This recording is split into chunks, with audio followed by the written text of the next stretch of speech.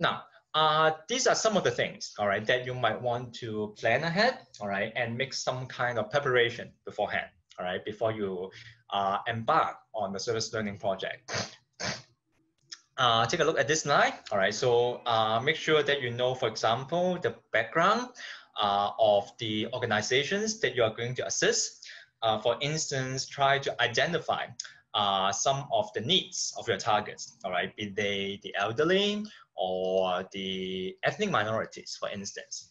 Also make sure, all right, that you're going to meet the partner's expectations, all right? So actually similar to other kind of projects, communication is very important. I won't go into great detail of the remaining stuff, all right? But one thing to highlight would be, for instance, think about restrictions, all right? So make sure what you can do and you can't do, not only with the NGOs, with the partners, all right, but also when you talk or serve the users directly, all right? So planning and preparations, all right, are always very important.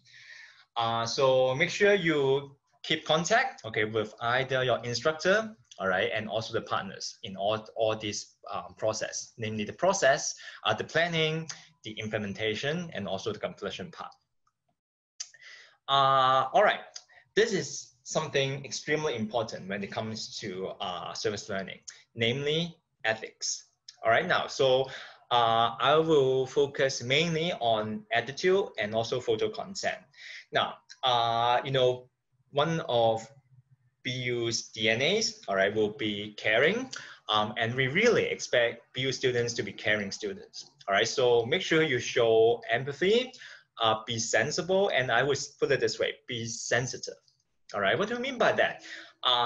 You know, sometimes when you make a certain remark, all right, you might find it harmless, all right, but then it's already very discriminatory, all right, without your own knowing.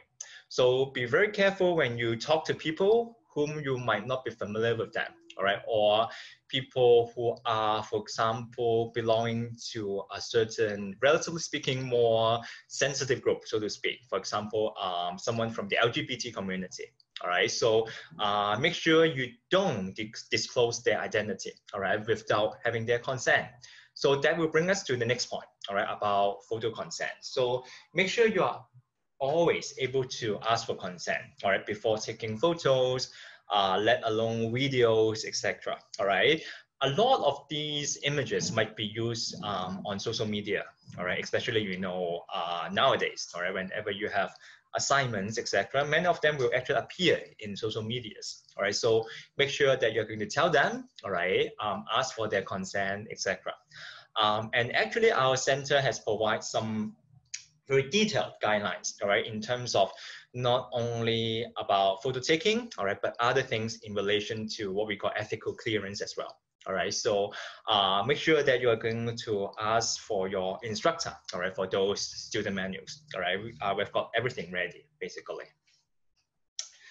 All right, some tips for you guys. Now, I actually always tell my colleagues, all right, that this slide is not that necessary, so to speak, all right, because I would say most of the points being put down here do not only apply to service learning, all right, but basically to any activities, all right, and these are actually something very basic, so use your common sense. I mean, like dress appropriately. Of course, you can dress like very casually, all right, if you are only say talking to a private subject, all right, on your own, all right. But then if you are going to work in a relatively bigger company, all right, as an intern or as in whatever capacity, all right, dress appropriately. The same actually applies to other items as well, like being punctual, all right. So I won't tell you, okay, with all these details.